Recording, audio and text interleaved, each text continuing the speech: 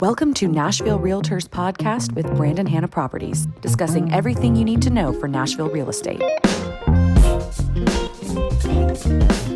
And here are your hosts for Nashville's Realtor, Brandon Hanna and Alec Lehman, your experts in everything Nashville real estate. What's up, guys? Brandon Hanna, Alec Lehman.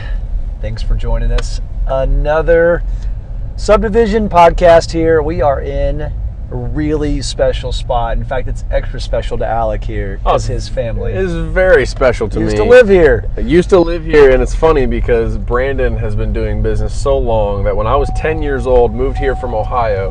Look, safety first, everybody. Always buckle up, children. Yeah, when I moved here from Ohio when I was 10, he sold my parents a home in here that we're going to drive by and we'll make sure you all see. We are here in Foxland Hall, Brentwood, Tennessee, just a couple minutes south of Nashville, down 65 south.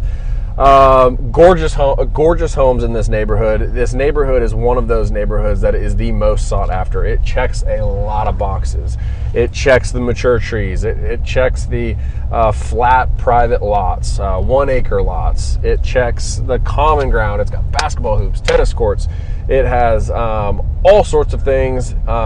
It's incredible. And the location is maybe the best in Brentwood. I mean, it's arguably one of the best in Brentwood. It couldn't get much better here. We are literally walking distance from some of the highest rated schools in our state, and in fact in the Southeast. Public schools. Mm-hmm. And we get that a lot, actually. We're moving here, we're pulling our children out of private school to put them in your public school system.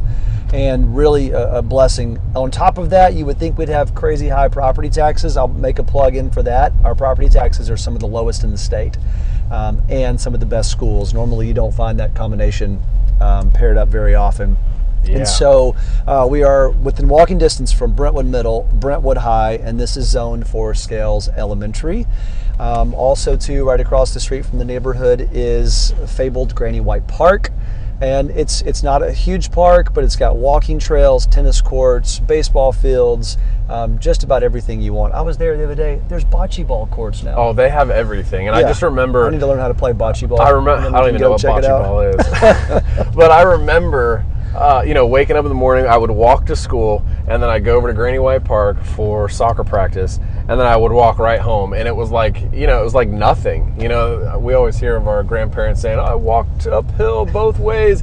It was a flat, easy walk all the way home, and it took me probably 5 minutes to walk home because we were just right across the street. So the location couldn't be better, and like he was saying earlier, it's zone Scales, it's zone Brentwood Middle, Brentwood High School, public schools. There's a joke that a lot of these Williamson County schools have is we pull them out of Nashville to take Nashville private schools to take them to Williamson County free private schools, because our Williamson County schools, the Brentwoods, the Ravenwoods, the Centennial, Independence, and Franklin High School, they're rated so highly. They're blue ribbon schools that basically you get the same amount of quality that you would paying $50,000, $100,000 for a private school.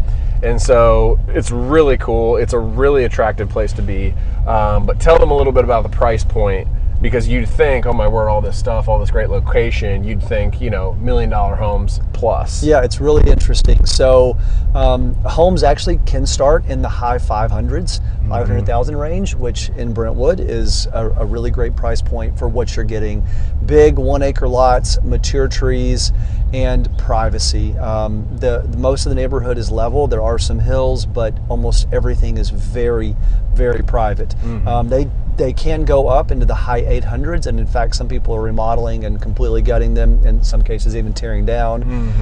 The other interesting thing is Foxland Hall is a cool combination of single family homes. Then there's a sub part of the subdivision called Foxborough Square that has townhomes and smaller lot homes. And then in the back through Foxland Hall, there's another neighborhood where we're driving through right now called Cambridge Hills, where the homes were built probably 15 years later. They're all bigger, probably twice the size, and they start in the high 7s and then go up into north of $1 million. In fact, I sold the house right here on the corner not too long back, And so because they don't ever come up on the market, when they do come up, they sell really quickly. And we were just talking about that. How many did you say had sold in the last 12 months? In the last 12 months, two homes have sold. And, this is one of the bigger neighborhoods. We had done Jackson Lake, and we're doing some neighborhoods today. I mean, this one's 157 homes in this neighborhood. And so just north of 150 homes in this neighborhood. So it's a little bit of a bigger one. And that includes, everything that he was just referring to. And so to have two sold, with low supply comes high demand, especially in this location, in the school district, with the lots.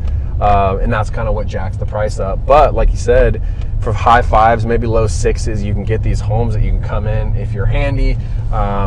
These contracting companies are coming in, like you said, knocking them down, completely renovating them, and turning them into $800,000 plus homes. Yeah, really, really a cool spot. So thanks for joining us. We're going to keep these coming, all the neighborhoods that you've heard about and all the ones that you didn't know existed. Stick around. Thanks for joining us. See you guys.